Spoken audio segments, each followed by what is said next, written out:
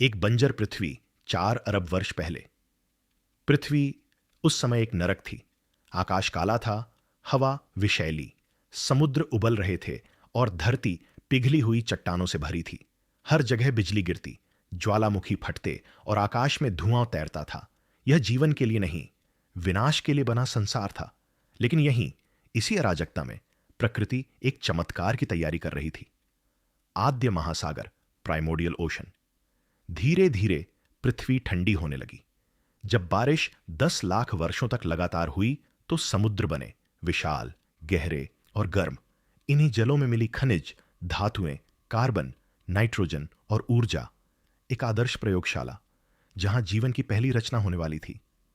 बिजली की पहली चिंगारी, केमिकल स्पार्क। एक रात काले बादलों में बिजली चमकी और समुद्र की सतह पर मौजूद साधारण तत्वों ने पहली बार एक जटिल अणु का रूप धारण किया। अमीनो एसिड्स, यानी जीवन के बिल्डिंग ब्लॉक्स। पहली बार निर्जीव पदार्थ ने जीवित होने का सपना देखा। ज्वालामुखी वेंट्स, हाइड्रोथर्मल वेंट्स। समुद्र की अंधेरी गहराइयों में धरती की दरारों से निकलती गर्म गैसों ने एक और रहस्य उत्पन्न किया।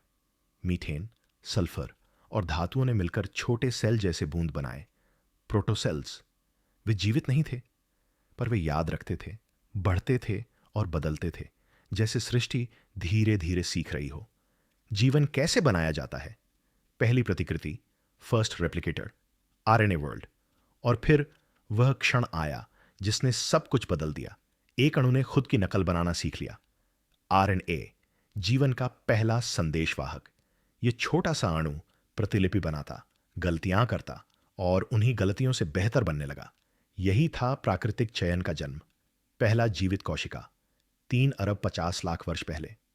लाखों वर्षों की कोशिशों, गलतियों और परिवर्तनों के बाद अंततः एक संरचना बनी जिसे हम आज कहते हैं पहली कोशिका। यह थी पृथ्वी का पहला जीवन। न आंखें, न दिमाग, पर फिर भी जीवित। यह खाती थी, बढ़ती थी, खुद को दोहराती थी।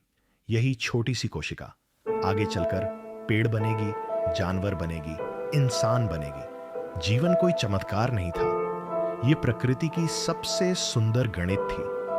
एक गणित जिसने अराजकता से सामंजस्य पैदा किया। और आज हम उस पहली कोशिका के वंशज हैं जो समुद्र की अंधेरी गहराइयों में जन्मी थी।